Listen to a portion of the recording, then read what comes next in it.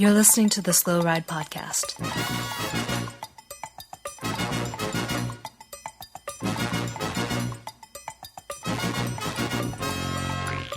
Bikes, advice, and rumors straight from the source.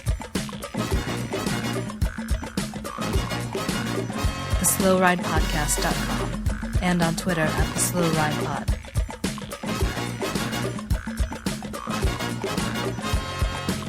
Enjoy the ride.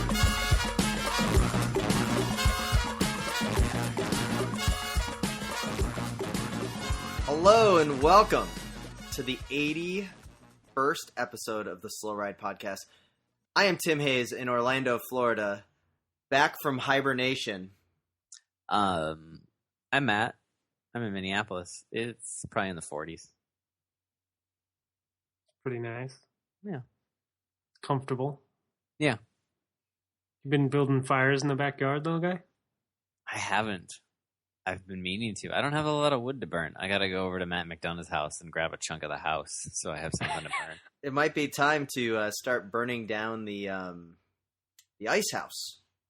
No. The ice house is in good shape. I'm not burning that down. All right. I'm Spencer, and I'm in Boston, Massachusetts, where it's slightly warmer than Minneapolis, but not all that much. You got those sea breezes. The big news here, guys, is that we took a week off, and the internet was abuzz. So much has happened in the world of cycling, and so we've decided to kind of break this episode down to the nuts and bolts. So the bolts part is going to be all the cycling news you could possibly handle, and the nuts part has to do with cyclocross naturally. So let's get right to it. The first thing we need to talk about is one of our favorite racers, Dan Craven of Europe Car, has signed to a new team. He has a contract. What? Who? Velo News reporting it today, and it was passed our way by fan of the podcast Brandon Gavick that How does Gavick know? Gavick has his ear to the ground. The Cycling Academy team, the Continental team, backed by world champion Peter Sagan in its inaugural season, is bringing some World Tour firepower to its lineup in 2016. 3 established pros: Dan Craven, Guillermo Bolvin of Optum Kelly Benefit, and then Chris Butler of Smart Stop, who used to race for BMC. So Craven is now the team leader, but there's lots to be pointed out here that Nicky Sorensen is the team director. Really? Yeah. Wait. And it's an Israeli-based team because they're backed by former Israeli Saxo Bank rider Ron Marglio. Wait, so they're called the Cycling Academy. Yep. They're sponsored by... Peter Sagan is like a financial backer, maybe, is kind of how I'm reading this. So an Israeli guy who was on Saxo Bank as a former Saxo DS, and then Sagan is somehow money. Why is Sagan giving money? Well, Sagan may not be giving money. He's an advisor to the team. I'm reading it right here. Sagan's manager, ex-pro Giovanni Lombardi, is and he rode for Saxo, didn't he, too? He's the main backing here. So there you go. Okay, Lombardi's the back. Okay. All right. The important thing is that the beard will live on. Dan Craven will be at the races. That's cool. Are they what level? Conti? Pro Conti? It looks like Pro Continental. Is that below Conti? It's a Continental team. Okay. Now, wait. Spencer, wait. So what's the level? It goes World Tour, Pro Okay, Continental, and then Continental. And then Continental. So Dan Craven's going down to like Double A, but really he's going to be the All-Star.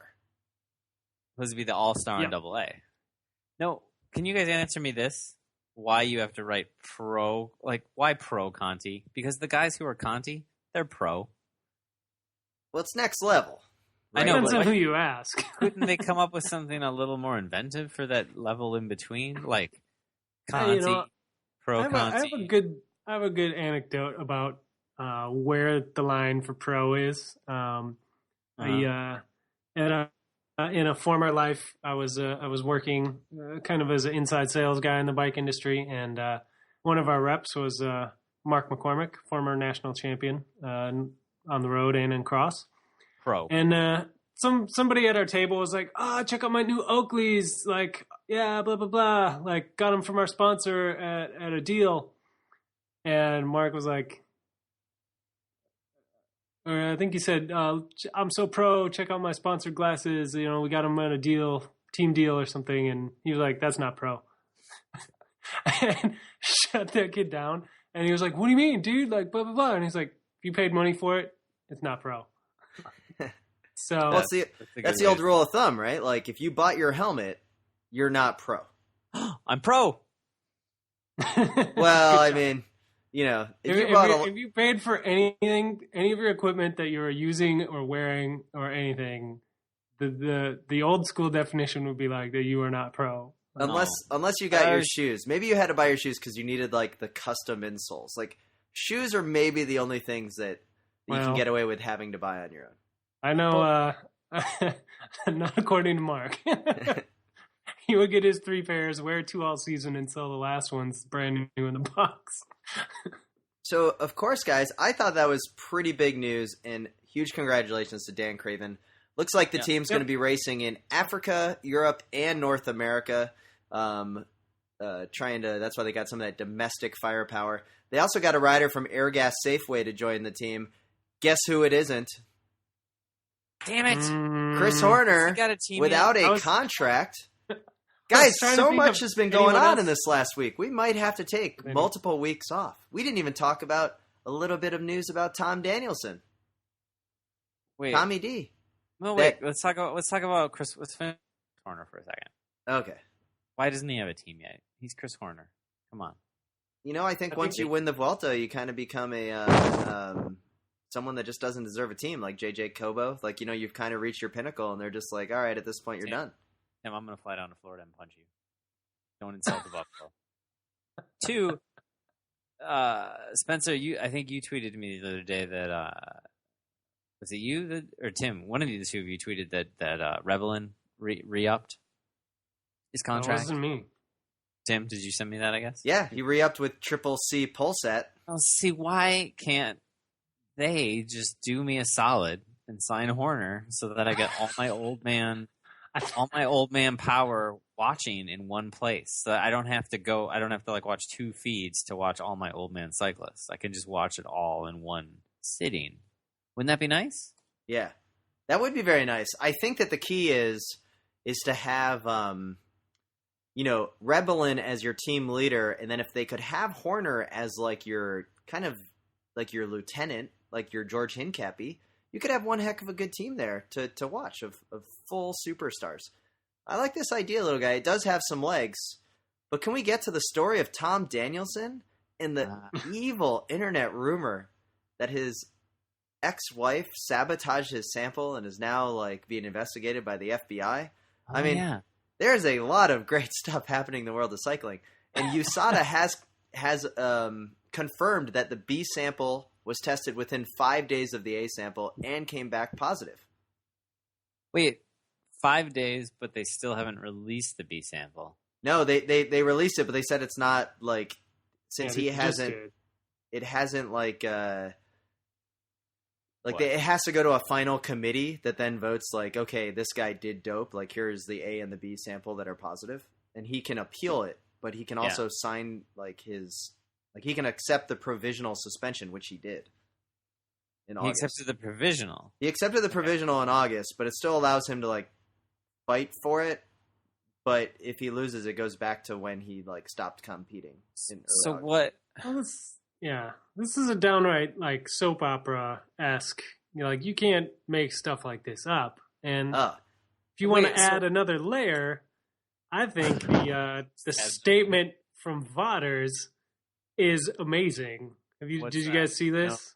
No. Okay. Here's a quote. I don't know if I pulled this from VeloNews or where, but it says the amount of official information that I have is very small, Vaughters said. I was never officially informed by USADA that he tested positive. I haven't been informed by the UCI either. I have no idea where the B sample is or isn't. Not a clue. I don't know if Tom is taking the case to arbitration.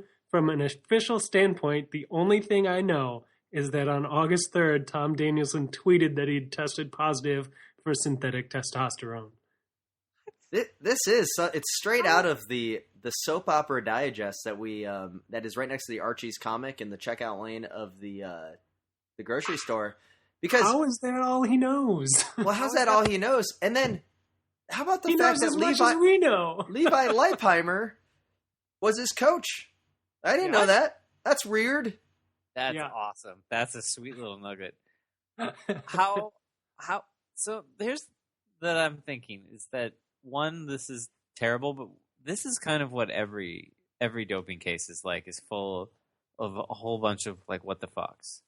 Like why can't there's a protocol? How come there's never anything normal that happens with these doping tests? Like no one ever just gets tested once and then they say I didn't do it, and then they test him again and they say you did do it, and then they get sanctioned. Instead there's always this this complete insanity. Like, no, it's the justice system, case. Okay. What do you think's happening? What do you think's happening with Luca Polini's right now? Who knows? That's gotta be have some crazy Italian intrigue that we can't even be part of because we don't speak any of the Romance languages. Hey, do you remember? Well, there's the AG2R guy that finally got sanctioned, right? Well, after his positive test. That's true. That finally happened. But talking about these languages and the Romance languages, do you remember when Tyler Hamilton and there was like the big bust on the Operation Puerto scandal?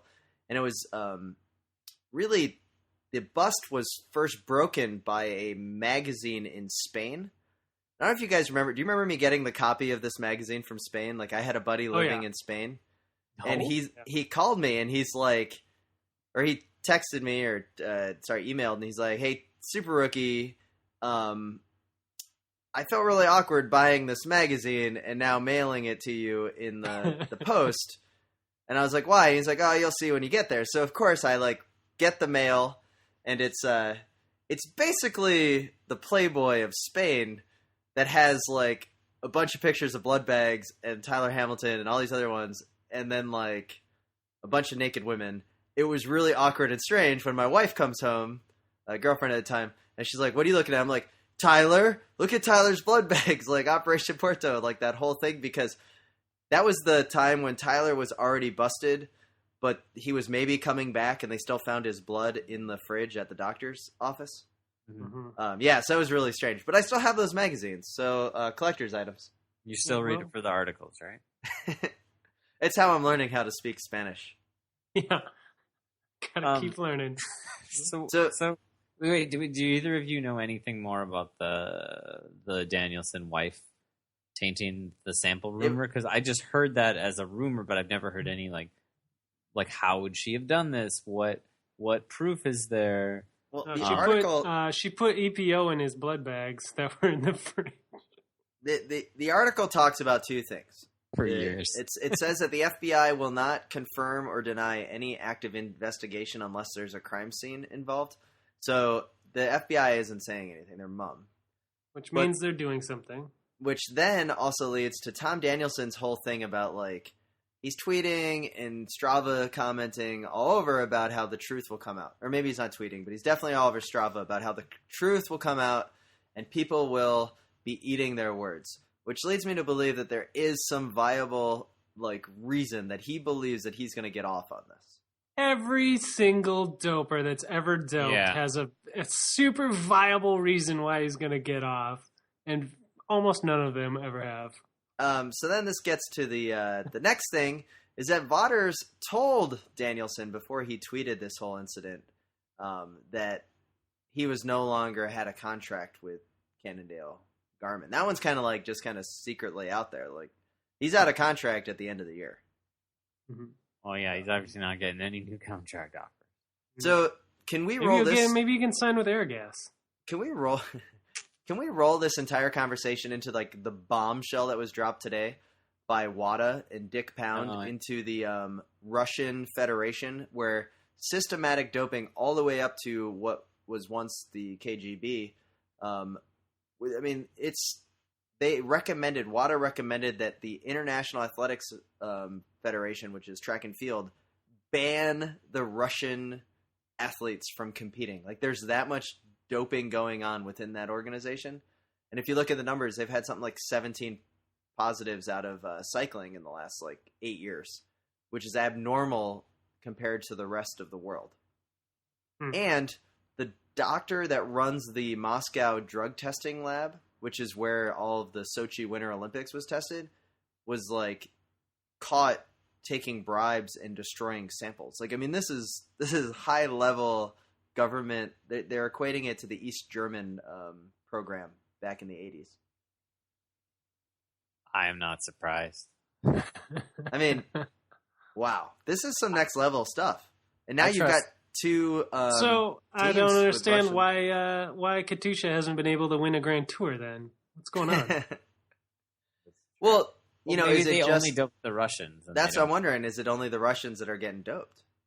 We want to throw accusations around. Was it their Russian rider Trofimov or whatever? He had a really good Giro. Yeah, really good Giro.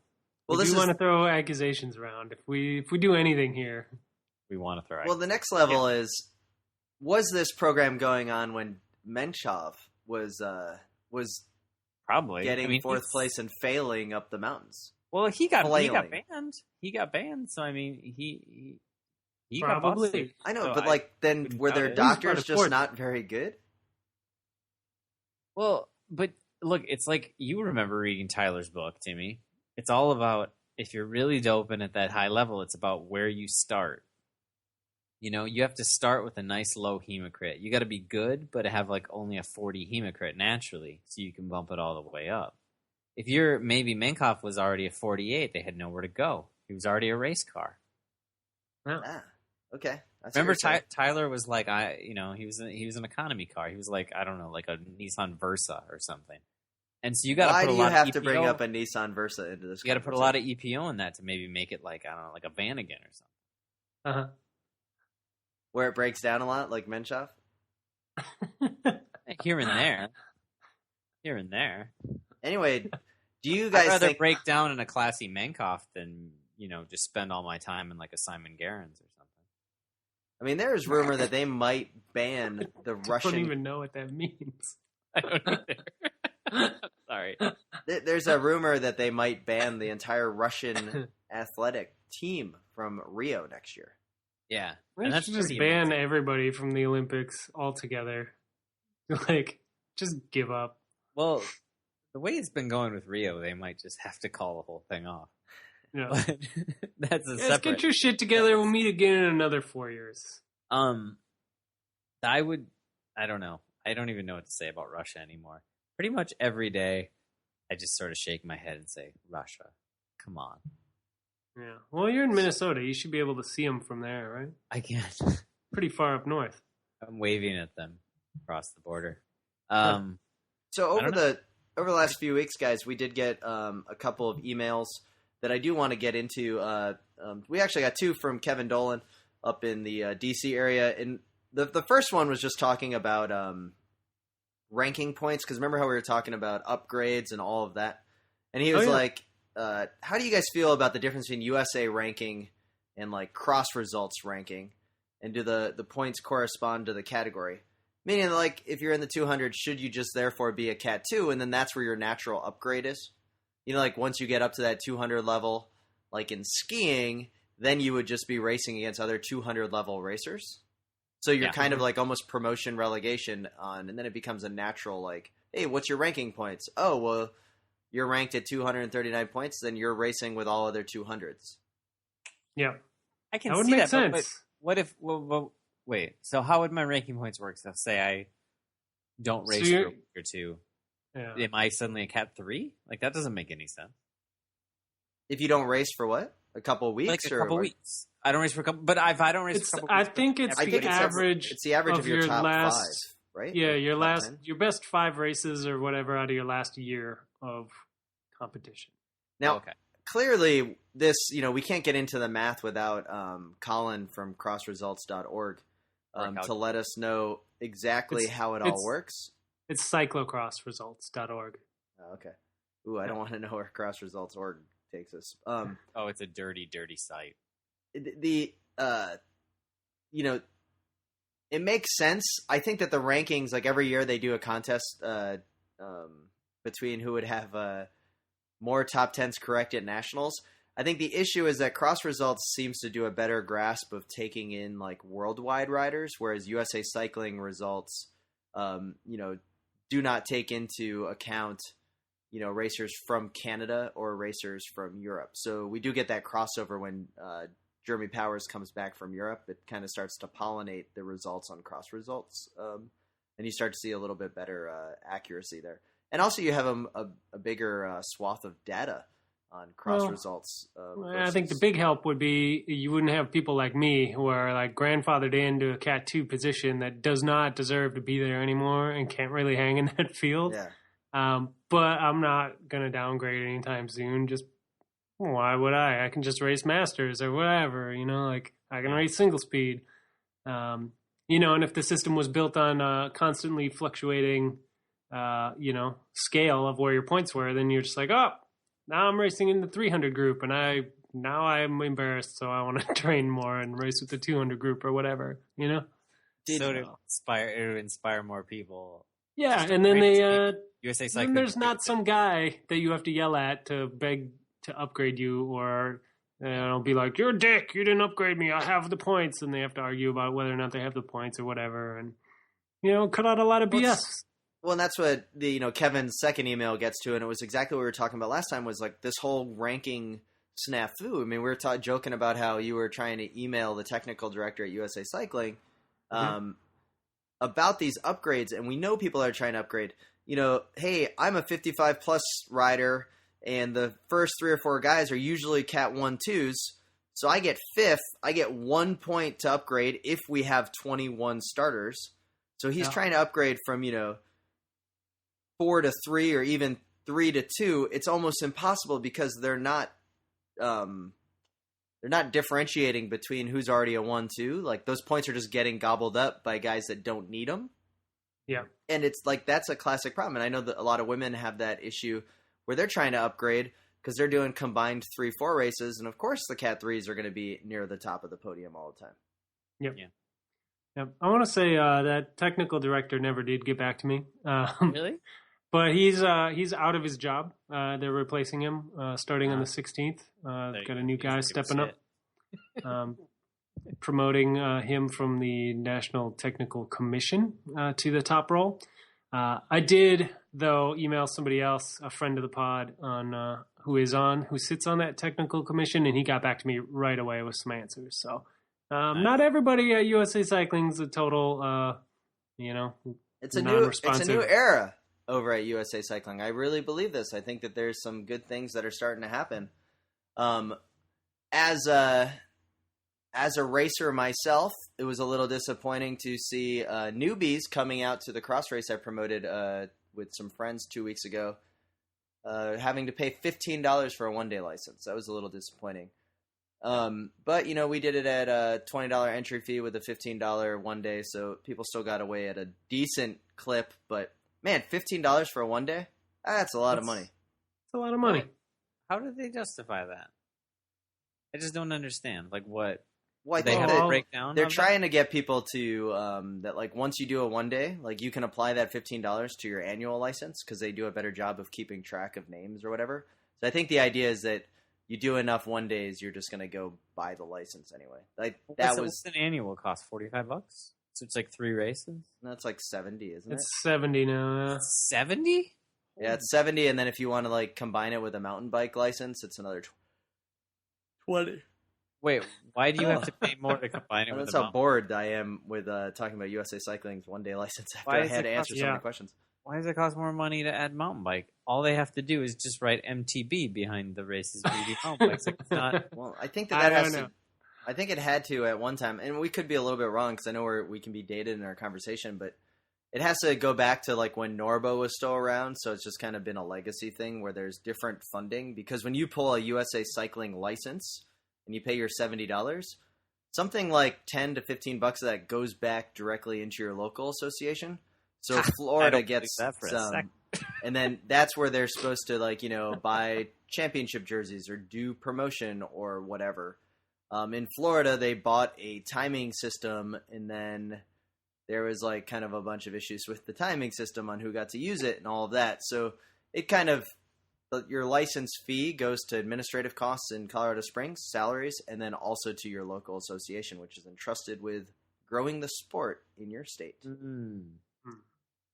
That still doesn't explain to me why I have to spend $20 more if I want to have a mountain bike. Well, because the mountain bike, the mountain bike money, that $20 does not go back to local association because your USA Cycling local association only covers road, cross, and track. Yeah. Wait, so why would I even want to have a mountain bike license? Because I can do a mountain bike race right now. Like, why? I don't even understand. We're not the enemy. No, I know. I'm just confused. I'm really confused. Like, why would I pay? Because much like you're arguing here like an Obra point of view towards USA Cycling cyclocross. Like our shit works fine, Yeah. And everybody's like, yeah, but if you want to race a UCI race, or if you want to go to nationals, or if you want to like get points towards whatever goal there is in mountain bike, then you got to play, by the rules. So there are, we had a UCI mountain bike race out here in Boston this summer that required you to have a USAC license. And, I'm sure that was some points for something bigger and grander, starting position in nationals or whatever. So, I mean, that kind of thing. let's, before we get into like the actual big cross things that are happening in other events, promoting this race with friends last week, I got completely lambasted by racers. And this is the largest cyclocross race in Florida. And to put it all in perspective, and it's something I'm proud of for what we're able to accomplish at just this little flat park. But to put it in perspective, we get 120 racers. That's the biggest cross race outside of states in Florida. So people can laugh all they want, but there are some diehard folks here that are trying to grow the sport, right? So people show up for this race, and then it's a single speed race with 30 people, and the results got a little crazy because people were wearing costumes. We cheaped out and got the racer ID number, the road ID numbers for free. That's terrible. I know. But the thing is that people were like, well, this is ridiculous. Like, and we're like, well, we only had one official and we're only charging you $20. So you can go to the race that you promote yourself for $40. And, you can hire Chip Timing, but that's not something that we're going to do myself. Like, I'm trying to keep it cheap and fun. I can get you the top 9 racers. And then if we're patient, then I can find you your results for your riders that want points to go to nationals. But, sorry. Did you have like a Batman and a Superman like arguing with you about how they needed their points to go to nationals? No, I wish. 13th and who finished 15th? I will say that my costume with Keith Richards of Swift was probably one of the best cyclocross costumes that's been out in a while. This has been this was a big controversy, or a big part of the last few episodes, what it was going to be. So why don't you, I know it's been on Twitter, but it's on Twitter. You can maybe find some it on people don't follow you. You can find it at the Slow Ride Pod. We had it at the Slow Ride Pod. Keith went home and took some cardboard, cut it up, and made some red shoulder pads with spikes, and we went as the Legion of Doom from 1980s, early 90s WrestleMania. I would, or the Road Warriors, same team, just different promotions. So I went as Road Warrior Hawk, and he went as Road Warrior Animal. It was great. No, I thought you expressed so we did a tag team. Didn't want to have cardboard. Well, but this want boxes. I didn't want boxes. I didn't want to go as a milk carton. Okay. See, I was think thinking Animal is pretty good. Although going there's a as Minnesota connection there, Tim. I know, and going as a milk carton could be really funny because you could go as a milk carton, and then you're missing, like the little kid that's missing could be like the face of your rival, like your like I would put Spencer on there and be like, "Where's Spencer? Skills unknown." That could be some really good heckling. but then you're in a milk carton, so it wouldn't really work. I don't have very many donations to my GoFundMe to get me to Florida to beat you in a cyclocross race, but that's still up. So if people do want to donate to that fund to get me down there, we are accepting those donations. So I want to put this all in perspective, though. So we charged $20. We got a free venue. It was $25 if you pre-registered online, $30 day of. So most people paid $25 to start. I had a couple of people actually mail in their entries that were like, wait, where's the mailing address? And I was like, oh God, we forgot about this. Like, we were really trying to do like under promise, over deliver, and really set expectations low. Like, we did not even buy course tape until the day before. So we did not save money there. With 120 riders, it cost us, and we got a free venue, $200 for the official. I mean, we still walked out of there with about $1,000, and we're going to take out the volunteers to that help set up the course. But I don't understand why, you need to pay $40 for a cross race. Like, there's serious money that can be made working at a cross race. Like, if you have your act somewhat together. Yeah, well... and you don't pay for, a third official to get the results accurate. Yeah, because most people have to have more officials. I did a race this last weekend, and they had lights. I'm sure those were really expensive. Yeah. It still sucked, and I couldn't see a damn thing, but they had lights. So... yeah, I mean, it's all what you want out of it. Yeah, I've been a USA Cycling official for many cross races, and we've never had less than 4. And really? I don't know how we could do it with less than 4, because when you get a field that's a decent size, it's a handful. Well, that's the thing, right? Like, so the number one complaint I was getting from people was, how could these guys not even score, right? Like, they were mad at the official, and it was like, well, first off, we cheaped out and got the cheapest possible numbers. They were free, and they're totally against the rules in USA Cycling. So the official let us get by with that, right? And then secondly, one guy trying to write down the numbers of people that are coming by that have their numbers placed inaccurately, upside down, folded for arrowness. Like, people think that you can look at the racer and go oh, there's Steve, Ryan, and Josh in the front 3, and then here comes Matt in 4th. They're just looking at oh, it's very obvious to tell you who the top 4 are.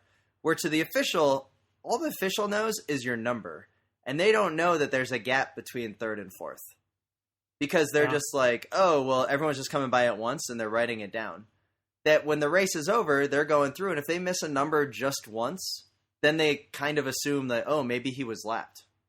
Oh, here he is 4 laps later, 10 places back, he must have been lapped. Because I don't have him on a number anywhere else. And people don't understand that. So complainers need to actually be the ones that score a race, I think. At least once, just to see what happens. That is true. It's every day on my commute, I see some drivers frustrated or at me doing things on my bike. And I'm like, you just try and ride a bike and follow every rule just once, and you will see why I'm splitting these lanes and going down the middle and passing you and whatever. And it's kind of the same thing with officials. You can't get mad at them until you've done it once, and you're like, oh God, this sucks. It's a completely different way of thinking. And then the best part is, of course, if you become an official, you're going to really love it when someone comes up to ask you in the middle of scoring what their place was. Oh, yeah. And you politely as possible say, I'm sorry, I'm working on it right now, I'm going to get back to you. But you're still going to sound like a grouchy person. Now, does that mean that there's officials that are totally bad at their job? Absolutely. I thought we had a really good official at our job that did everything that I asked for. And we paid him a fair price for his work. And he probably wishes that he had a little bit extra help to accurately score everything. But he still did a good job. But some people just don't understand the importance of having that kind of thing. So maybe next year I would hire another official, but also to cut the bottom line, I'd probably just get better numbers. Yeah, that would it's shocking how much of a difference that makes. Yeah. So, guys, I think that let's cut that there and let's take a quick break, and then we're going to come back and talk about all types of new things that are happening in the world of cycling.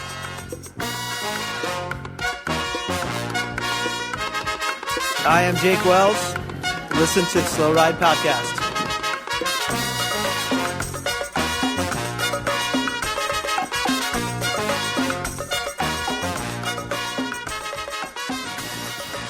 And we're back.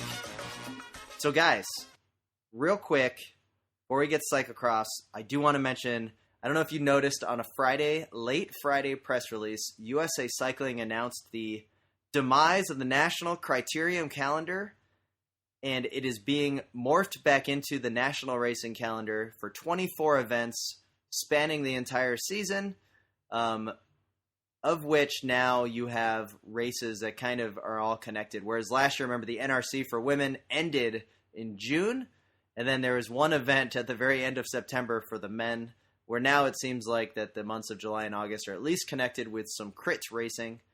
So do you want to talk at all about that? I want to talk about how the NRC was terrible and the NCC seemed like it was working really well, and how they killed the good one to try and make the bad one better, and how that seems like a really backwards idea. Was the NCC working well? I mean, I think the events were popular, the prize lists were big, and all the best teams went to them. I mean, I guess there's just some canceled races down here in Florida, so it didn't. And I know that's not the calendar's fault, but it seemed that was. I mean, there were some canceled races in Minnesota too that were NRC. Yeah, I know. I just think that true. I just think that the having a national racing calendar, I think in the U.S. it's very unique the way we have criterium racing. That it's pretty cool to have a bunch of top level teams at all the top races. That's what I would hope for. And 24 races is not the 40 that it once was. I mean, 24 seems fairly doable. Yeah, so from 40 races, guys, it's now from 40 races down to 24. Ooh, that's still too many. Which some team directors are complaining is a lot of races that they can't afford to go to. So, not everybody's happy with this. Well, wait, so they want less races? They want less. Well, the NRC was whatever it was, 6 or 8 or 10 races or something. That seems like too few. It was because there's it. They don't know what they're doing, basically. Like they're trying to cater to these Grand Tour style races and teams, these 1 week tours, and build teams around that. Because I mean that's what cycling is, I guess. But it is. And it isn't, because in the U.S., we like our crits, and there's whole teams built around that. And now teams have to be built around both again to be competitive in this calendar, and I don't think anybody is. Well, what's wrong with that? I think having a well-rounded team should be... I don't know. I guess for me, it feels like having a more well-rounded team that can kind of do both kind of events is the mark of a better... Oh, yeah. I agree. And I think there's enough. I think there's enough riders. I think part of. Yeah. I mean, maybe I'm totally wrong about this, but it seems like if you're USA Cycling or whatever, you're setting up this national series. It's very easy for the United States to just revert to wanting to just do crits in a way. It's easier to do. We end up with that. We can't have no riders to like promote to the World Tour stage. We end up with only crit racers here that can't go race in Europe. We don't need to promote riders to the World Tour stage, though. I mean, we have riders like TVG. We have Talansky that have already made the gap. So I think that... But I don't know. I don't want to break this to you, Tim, but they are mortal. They will die. Yeah, but there'll be others that will... I mean, this is the classic argument, though, that, like, look at how World Cycling Productions, when they were running their DVD empire that we all sat on trainers watching... Remember, they were all about Lance, all about Lance, all about Lance, and then all of a sudden there was a vacuum when Lance retired that first time, when they could have been promoting Lance and all of the Americans that were coming up, namely Floyd, Tyler, Levi, and they never really mentioned them. And it was kind of a self-fulfilling prophecy. So, wait, so what is your point? I'm saying they should promote the younger stage racers so that the ones that we currently have that suck and are boring can be replaced by more interesting ones. But these guys are young. I still think that they might have some potential, like Talansky and TVG. No, I know, but it doesn't. I- But it doesn't mean that like we should have like a national series that doesn't in any way make it possible for some like other young climber to like make a name for themselves. I'm not saying that they need to get rid of like all stage racing in the U.S. I'm just saying, why are you cannibalizing a calendar that seems to work pretty well already and is totally built on it's its own thing? You know, they got these College Town Twilight Crit series, you know, thing going on. Yeah. What? That like, I don't know, it seems to be working and teams can focus on it. Smaller teams, like, they don't need as big a budget.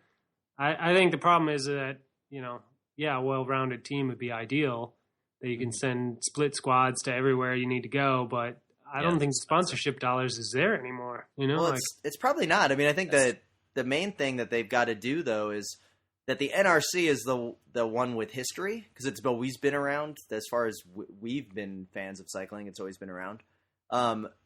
I just think that that's the one that they were like, hey, this is dying. It really only has 8 races on it or 9 races. Let's just combine it with the NCC and make it the National Racing Calendar again, because we're cannibalizing all of our races already. But I mean, you guys make good points. I still think that a top American stage racer can still be promoted onto the next level. yeah, I mean, I think a top level American stage race hopeful is not going to be racing crits anyway. They're going to go straight to Europe and race over there. Like, Did you see we didn't see the story about Ten Dam saying that he was going to come to America and do a lot of crit racing this coming year? Yeah, but he didn't. He ended up not signing. You know, I mean, he was kind of trying to get with an American team. He That was. didn't work out. He ended up signing with Giant, and Makes part a of lot of his sense. part of his contract says that he can live here and race for them and do a lot of crits. All right. So looking at Ten Dam, But do the tour still. so looking at Ten Dam, right? Yeah. He's obviously the What coolest guy. city would you put him in? Like, where do you think he would most fit? I mean, think of Well, that. If you follow him on Twitter, he's on the West Coast right now. He seems to be hanging out near Santa Cruz. So Santa Cruz, he doesn't strike me as a California guy. I would put him straight like in the middle of Portland. Like he's hanging out at the coffee Well, shops. he might be heading his way up the coast right now. He was like tweeting about going to a cross race the other day and stuff. Here we Which go. how So- awesome would that be if Lawrence Tendam just shows up to your cross race? Off season, probably, you know, he's not in flying form. He's just there to have fun. You get to get beat by Lawrence Tendam. That sounds great. I'm thinking, you know, he's kind of a tenacious dude. He can take a beating, and he keeps coming back for more, and he doesn't mind hard work. I'm thinking he's a Rust Belt kind of guy. so like a real Pittsburgh kind of guy, or I'm thinking maybe a little dirtier than that. Like I'm thinking maybe Sandusky? he might be a Allentown? Cleveland sort of guy. oh, he'd be perfect for Cleveland. Yeah. Yeah. He seems to spend a lot of time living out of a van. I think that's I'm why thinking, he's in a yeah, warmer he's going to climate. live in a van. He's going to, you know, frequent the local dive bar. He's going to kind of be a people's hero around there. People are going to talk about him but not really know his story. And, you know, he's just going to kind of become an urban legend. Then Cleveland's too big of a city for him. Then he really needs to go to like a Youngstown or something like Wow. a real industrial city. I was initially thinking Buffalo, New York. But you wouldn't want to wish that on anybody. Buffalo is rough. You think we have any listeners? I don't Yeah. think we have any listeners from Buffalo, but we have listeners from their parent city of Toronto. A lot of them listen, and I'm sure they just hate. Parents. Yeah. Buffalo's just kind of that little like, you stay over there. Yeah. You sleep Like, under the oh. stairs. You gotta go through that to get to the rest of the United States. Yeah. I thought he would be a good fit for a hockey town, you know, like, but Yeah. Wait, time out. Cleveland is a hockey town? No, that's why I was thinking Buffalo initially. Oh, okay. But I, you know, Does Cleveland have a hockey team? They used to have a minor league team. They don't have a team, really. They seem like they would be a hockey town. Well, I think they had a minor league team, and like the logo of the guy was like he had a monocle, like he was the Cleveland Barons. Yeah. And that name just didn't fit because they were like, "Wait, do we have any Barons here?" No. So, Okay. guys, let's get into the real thing, the real deal. Besides Cyclocross? 10 Dam coming to cyclocross. Okay. It's the biggest news in cyclocross. We're here to cover it. Yep. Corgi Gate. Corgi Gate. Tell me more. I have no clue what you're talking about. Yeah, I heard. I know a corgi's a dog. brief thing. Corgi is a dog. You're on Okay. the right track. Is it So- the queen's dog, isn't it? The queen. Isn't it the kind of dogs that the queen mom has? Oh, I have no idea. is the queen mom even alive still?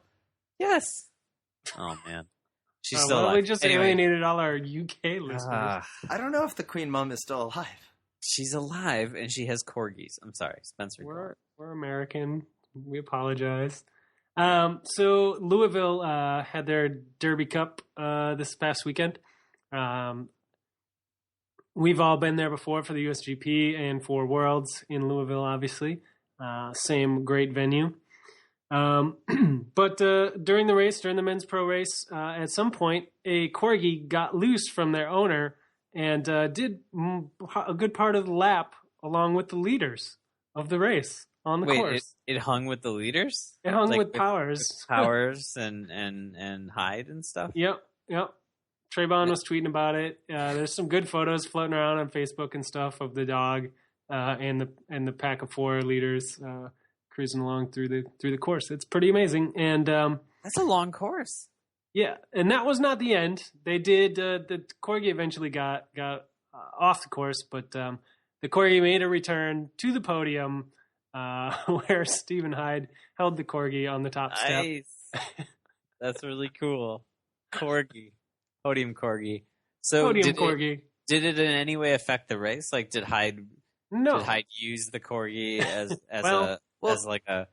Maybe. like Hyde attacked in the Corgi, like the Corgi let the pace drop a little bit, and Powers was like, come on, pull through. And then the Corgi like flicked one of its arms and jumped off the course, and Powers was like, you son of a bitch. Possibly. Corgi could have let the gap open, yeah. So Corgi Gate, did it have a number? I don't know. If it did, it was probably one of those race numbers. It probably had a chip. 3 ones that was too small. I mean, it probably had a chip, so they probably got a time on that lap when it Could've came got a time. across. Hey, guys, I just Googled Queen Mum, and it said the Queen Mum died in 2002. No, whoever the queen is, maybe That's just Queen Elizabeth. Yeah, who's the queen mom? She's the. That was like Queen Elizabeth's. Her mom. I'm just. Well, it's like her mom because her her dad died. That was a king. Yeah. Okay. So I'm using my my British royalty terminology wrong. The queen's alive. Okay. So hey, this Corgi Gate. Apologize to all of our UK listeners. It's okay. None of them listen anymore. So Corgi Gate. That couples with the second part of Kevin's email from earlier. He was talking about our podium pets okay because a few of them have been showing up at DC cross races. Mm-hmm. Is it okay? Like, first off, podium bikes, we've all come to an agreement that they're horrible and they should all die in a fire. Yes. And then the next one was the outside arms up on the podium. So if you get on the podium outside arms up, you don't want to be the person that's got both arms up and you got third place. Only the winner gets to put both. Did you guys arms notice? up. I got on a podium and I did it right. Just the outside arm. We didn't see a picture. There's a picture. The reason I didn't put my other arm up wasn't you were holding because, the bucket. Well, no, it wasn't because I didn't really think of it. I had like a third of a sandwich in my hand. And I put it behind my back so it looked a little classier on the podium. That So, sounds good. Little the pro tip other right thing- there. Hide your sandwich. A lot of people are getting up frustrated with is podium helmets. So That's wearing a the fact. helmet up on the podium, which I think is probably the more forgivable one. Because, maybe you just got done with a race, and then you just kind of run up there, and you're like, and you just don't think about that you're wearing a helmet, because you kind of get used to it. I feel like if I was in charge of cyclocross upgrades or road upgrades, and I was reviewing your results, and was like, okay, yeah, a couple of podiums, all right, you're looking good, and then I flipped open a photo, and you had your helmet on the podium, I'd be like, nope, denied. So, are you saying... are not at that level yet. This idea has legs. So... rather than send us results for upgrades, you should send us just pictures of the podium, and then we can judge. That's not doctorable. You get your buddies together, you put on a couple of different kits, and you stand at a bunch of different podiums. You make some quick construction paper signs that say like Supercross 2015, and you got. If you're first willing place, to do and then, that, like, I might Rad give you Rad some. Cross. But that's worth some points right there. That's almost the same as the 10 mass starts upgrade from 5 to 4 on the road. I mean, you're putting that much time into changing kits, creating different backgrounds for the podium. I mean, you're going to have to move the podiums to different viewpoints. Like, You can't have it in front of the same tree the whole time. That's So, true. Spencer, this is a good idea. Like, you send in pictures to us, and we should be able to tell from the podium what category you should be. So, you get both arms up and you're in third place? Probably not. You got a couple of these weird fifth place podiums where you're kind of like, I don't know why they're there. Or you're got fourth place and you have a bike in front of you. Definitely downgradable, and you're not getting the upgrade. I like this idea. Yeah, and if you're unfortunate enough to have won the race or placed third or something, and second place doesn't show up, that's going to reflect poorly on you as well, not just them. Like, that's part of your responsibility to, keep that person around the general finish line area to get to the podium. But yeah, no helmets, no bikes. Get some podium. I don't care about podium shoes so much. Like, if you have your cycling shoes on, that's fine. But clean kit. If it's muddy, go get a clean jersey and put it on. Like, you need to have your sponsored sneakers on for the podium. Is that what Well, you're saying? if you got them handy, that'd be good. But I'm not going to dock you for cycling shoes. That's okay. What if someone goes up there with Birkenstocks, but with socks on? That's a fucking automatic upgrade. That's what I say. That's like, you've obviously made it to the level of, one, you're pretty fast, and two, you don't give a shit. You don't care. You're just like, whatever. That's an automatic upgrade because you're probably making your own energy bars. Again, You probably have some like weird system for carrying your tube that no one's even thought of. Yeah. Like, it's in some sort of strange jar taped to your top tube or something. You guys remember that picture of Oscar Freire when he had his frame pump like duct taped to his Colnago? Did you ever see that picture? Oh, yeah. Like, world champions kit, duct taped to the Colnago, probably had Birkenstocks on while he's riding. Probably like, I lost my cycling shoes. Probably drove a Volvo to the start Probably line. drove a Volvo. I'm just saying, it's Or like Frere hit such a level of I don't give a fuck that he could have done anything. Right. He was just So me and Tim have got our own system for upgrades here, and little guy is again going the Obra route of just got his own rules, a little different than everybody else. Seems fine, but it's not really going to get you anywhere good. Oh no! Trust my system is. I'm gonna patent my system. This is gonna be all apart when I start my own training. Like, I'm start training people and becoming a coach, and it's gonna be like, put on these Birkenstocks. Your socks are too short. Pull them up, and then put them down. All right, we gotta go. People actually listen to this podcast for a little bit of news and a little bit of excitement, and there was a lot of excitement at Corgi Gate, and then also in Europe that must be discussed in the closing moments of this podcast. We're running really long. Yeah, it's true. So, guys, the changing the Corgi wasn't the only exciting part of Louisville. Yeah. Tim was just going to touch on it there, the changing the guard. Yeah. Is this a seismic shift or just a one-time blip? Because we had it happened in the U.S. and it happened in Europe at the same moment, at least for this year, the way things have been going. In the U.S., there's no way it's a blip in the U.S. There's no way. It was a two-time blip if it's a blip because it happened 2 days in a row. Well, it's a blippity-blop then. Fair enough. So this blip, here's the thing. Once you lose, so when Jeremy Powers loses to Hyde, Stephen Hyde right now is sitting there going, I can beat this guy. So now every day, every race he shows up at that start line, he knows he can beat Powers. And that is probably the most powerful thing. It's better than having data that shows that you can have the same threshold. It is showing that you know that within yourself you can get it done and that you cannot exchange that for anything. That self-confidence is so powerful. So wait, what was the Corgi Gate on Saturday? So did the Corgi assist him in the first win or the second win? Didn't Powers win the second day? No. Hyde won both days. Hyde won both days. Powers has not won a C1 event in the U.S. in I don't know how long, but a long time. Has he even lost a race in the U.S. in the last couple of years, other than Vegas? I mean, I just feel like he just, and it has to happen. I mean, there used to be a time when Sven Nys used to win every single race, and it felt like it could never happen. And obviously, he's still the best American, but he is, and I think that we can't discount what Powers is doing with his travel, and then also maybe this is not the time of year that he wants to be at full speed. I don't know. I mean, I know I'm playing devil's advocate here, but maybe this is the time where he's like, hey, you know what? Like Katie Compton was saying that she was going to start slow, and now she's on complete fire.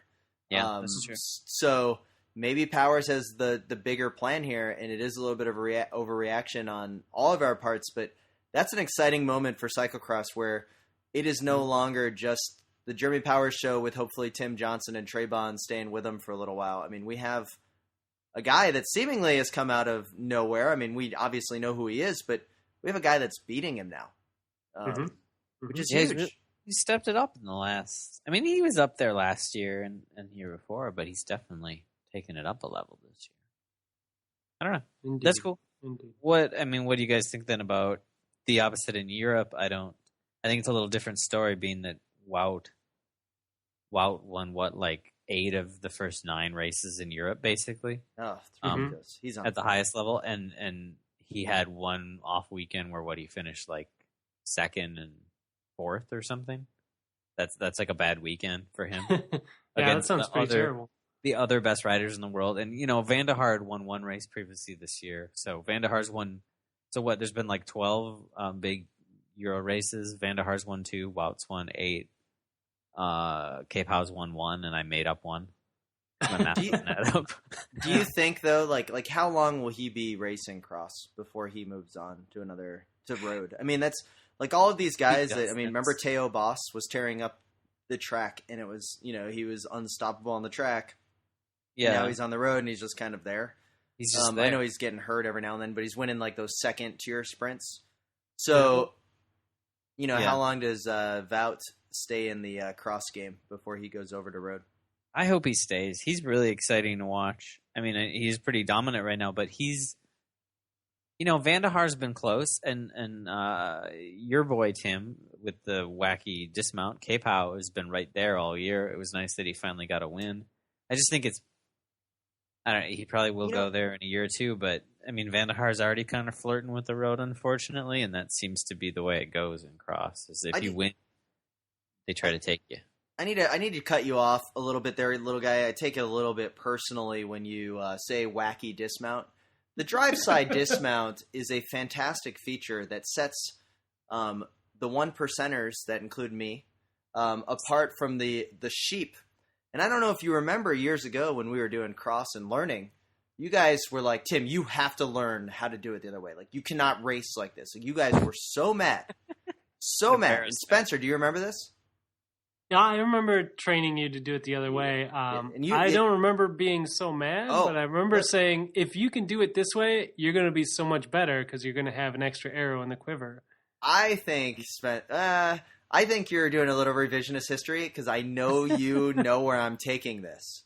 So I just want to point out that the other day I got a mysterious package in the mail to the house. And not only did it include a nice freelance sketch of a monorail, it included some sweet stickers of a cat doing a drive side dismount. And it says, the Drive Side Dismount Club.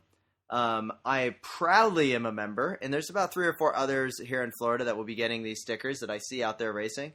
And it's from Alex Carlson illustration, and we'll put a picture up on the old Twitter so you guys can see it. But I tell you, Drive Side Dismount, we're not going anywhere, and we're winning the big races because Kevin Pauls, he's our leader. Swike, Lawrence Swike dismounts that way as well, doesn't he? Oh, does he? Pretty sure. So wait, this is a problem I commonly have with watching the Eurocross races is trying to know who are brothers and who just seem to have the same name. Like what last name is Smith and Johnson of Belgium? Yeah, exactly. Because if you watch those races, there's like 7 Van Tornouts in every race. They can't all be related, can they? And there's two Swikes, right? There's like a Dieter. Those Swike, ones are brothers. So those are brothers. Yeah. So now there's Klaus Van Tornout who was a little injured earlier in the year, but he came through and he actually got a good result this last week. So he's getting better. So the tallest man in cyclocross is getting better. There's another Van Tornout out there. Yep. I think he rides for the same team. Is he a brother? Michael? Yeah. I don't know. Related? Okay. we know we have 2 Vanderpoels. The better of the 2 Vanderpoels is hurt, and the other Vanderpoel, who's still really good, but obviously overshadowed by his brother who destroyed everything last year. So that's actually brothers. Do we have any other doubles? It has to be more. There's probably. I'd have to look at a list. You're pulling this on me out of the blue here, but I feel like there's like at least 7 Van Tornouts. And there used to be 2 Wellens, right? Yeah. There used to be Bart, and all right. So this brings up another point. Did you guys see the pictures at the Super Prestige? Because Bart Wellens had his like last lap, and then he hung up. That man, he went from pro bike racer to guy who hasn't ridden a bike in 6 months really quickly. He looked like an ex-bike racer, and he did not retire that long ago. Like he has worked hard at letting himself go. That's what he should do. He's earned it. Has he? He sucked for the last 7 years of his career. I mean, he's got world champ stripes. He can do whatever he wants. There were a few years though where I thought, man, what happened to Bart Wellens? Is he not training enough? But now I see that he was training. Yeah. He did the thing. He got his world champ stripes, so he had his name out there forever. And he got his reality TV show. He got his one result a year. He would kind of be, top 10-ish, maybe backside of that. And then one race towards the end of the year, he'd pull out a win and get that contract renewed. He has a race named after him too, though, for a while there, didn't he? I don't know. Wasn't there a GP, Bart Wellens? Probably. He did the other classic Euro bike racer thing, which is that then he got a doping. He was coming toward the end, obviously anyway. Doping accusation against him. Boom, retired. That's a good move, though, right? Oh, that's the classic move. That's the classic move. I'm just gonna retire. Oh, I was gonna retire anyway. Well, he had those crazy heart issues. He did have heart things, didn't he? Yeah. Hey, we got a podcast review. This is D's Nuts. Josh Bauer writes, #1 cycling pod I've ever listened to, and I've only ever listened to 2. So that's saying something. It's great I can be extremely lazy by not having to search and read the internet to get up to date on all the cycling happenings. I love the subtle sarcasm by all the members. Also a great way to zone out as I'm slinging Twin 6 product all day at work. Plus, they keep it PG sometimes for the kids, which is always hilarious because not swearing is funnier than swearing sometimes. Keep it up. Proud of you. Little guy, what do you have to say about that? What am I supposed to say? Man, you were swearing. I think an apology could go a long way. I know, but there was a word I don't remember. Josh, I do want to say that it's pretty crappy. You can't remember that, little guy. Crappy. Josh. Well done. You're the first review of our podcast that actually name dropped a brand that you work. Managed to plug. That is we just fantastic. read an advertisement. Yes, that was good. That was really good. Congratulations, Josh. Well done there. You can always leave us reviews on iTunes, where you download us. Email us at theslowridepodcast@gmail.com. Find us on Twitter at theslowridepod. And guys, is there anything else you want to go with that we're back in action? Any advice to the thousands of listeners that have been emailing us for this episode? I don't think I have any advice. No. All right. Don't do nighttime cross races because they're stupid and they should be banned. That's right. Okay. And with that, we want to thank BK1 of Rhymesters Entertainment for our intro and outro music. I want to thank all of our listeners. Please tell your friends, iTunes, Stitcher. People will be asking if we're doing a live show in Asheville, North Carolina, and we will not be. People be asking? Hell no, we are not going. Yeah. No more live show. One of us may be in Asheville, North Carolina, but if anybody wants to pay for my plane ticket, I'll happily go. Other than that, we'd like to remind you that always, always, always wave at your fellow spandex clown suit wearing nerds that you see out on the road and the trail. And oh my god, guys, I just did it. I made it. Pretty good. For the first time ever. Acknowledgement. Gold star. All right, and with that, we bid you adieu. You're going to get a personal pan pizza for that. The Slow Ride Podcast. Bikes, advice, and rumors straight from the source. TheSlowRidePodcast.com and on Twitter at TheSlowRidePod.